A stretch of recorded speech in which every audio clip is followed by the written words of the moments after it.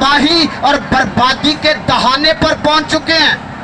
हर शख्स अपने घर के अंदर परेशान है। हर शख्स का घराना जो है वो बर्बादी की तरफ जा रहा है, लेकिन उस घराने को बर्बादी से बचाने के लिए हमें करना क्या है? एक छोटी सी एग्जाम्पल, और वो ये है कि किसी दे घर दे अंदर दराड़ आ जाए तो उस दराड़ नू की कीता जांदा है? की कीता जांदा है? मरम्मत कीता जांदा है। हाँ, उसको ठीक किया जाता है। अगर घर की छत कहीं से लीकेज हो रही है तो उस छत की लीकेज के साथ क्या किया जाता है? उस लीकेज के लिए बाज़ औक़ात ऊपर नीरू डाल देते हैं और उस लीकेज को ठीक करते हैं, उसकी मरम्मत करते हैं। ये खानदान जो इस वक्त जमीन पर कायम होने वाला है, और आप जो सब बैठे हैं, अगर आपके खानदानों के अंदर भी उस तरह का कोई मसाइल आ जाता है तो आपने भी उस नुक्स को दूर करना है, उस लीकेज को खत्म करना है, उस दराड़ की मुरम्मत करनी है, ना कि पूरे घर को ढा देना है। Hallelujah, hallelujah. हमें क्या करना है?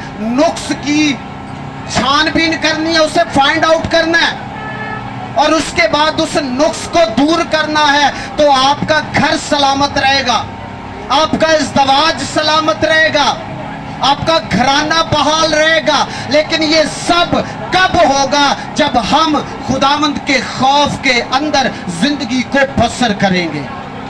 सो मेरी बेटी के लिए, अपनी बहन के लिए, अपने भाई के लिए सिर्फ यही नसीहत है कि अगर जिंदगी के अंदर खानदान को बहाल और सरफराज देखना चाहते हैं तो फिर खुदावंद के खौफ के अंदर रहकर जिंदगी को बसर करें। आपका घराना इस जमीन पर फड़ेगा और तरक्की करेगा।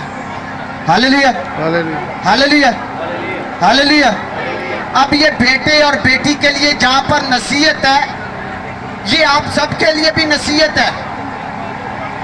और आप लोग, आखिरी बात, आप लोग जो इनके अजीजो अकारब हैं, बहन और भाई हैं, वालिदैन हैं, आपके लिए एक नसीहत, और वो नसीहत ये है, इसके बाद हम निकाह की सेरेमनी को अदा करेंगे, और वो नसीहत ये है कि जब हमने इस जोड़े को शादी के बंधन में बांध दिया तो इनकी मिसाल ऐसे है जैसे किसी बीज को जमीन के अंदर बो दिया जाता है, और जब वो बीज जमीन के अंदर बोया जाता है तो उसका एक फायदा होता है कि वो जब उसकी हिफाजत की जाती है, जब उसकी गोडी की जाती है, जब उस बीज को पानी दिया जाता है, जब वो एक दरख्त बनता है, जब वो पलना और बढ़ना शुरू करता है, तो फिर उसके इर्द गिर्द बाड़ लगा दी जाती है कांटों की, ताकि परिंदे उस पौधे को ना खाएं, वो परिंदों के हमलों से महफूज रहे, वो जानवरों के हमलों से महफूज रहे। बिल्कुल ऐसे ही आपने इज़्दवाज के यानी शादी के बीज को बो दिया है।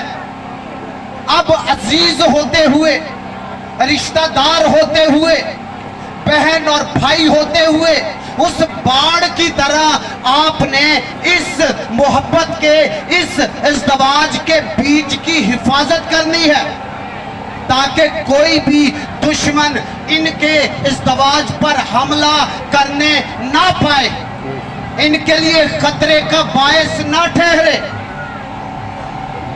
सो आपकी और मेरी जिम्मेदारी है, कैसी की करिए इन्हां दी, हाँ उस बाढ़ वांग की करिए इन्हां दी हिफाजत करिए। सो ईमानदारों, मेरे और आपके लिए यह पैगाम है कि हमें क्या करना है, इस इज़्दवाज की हिफाजत करनी है। और बेटे और बेटी के लिए मेरी ये नसीहत है कि खुदावंद के खौफ के अंदर रहकर जिंदगी बसर करेंगे तो आपका घराना बाइबल कहती है बहाल होगा। सो खुदावंद हम सबों को अपने खौफ के अंदर जिंदगी गुजारने का फजल दे और हमारे घरानों को ज़मीन पर बहाल करे। खुदावंद आप सबों को इस कलाम के वसीला से बरकत अता करे। आमीन।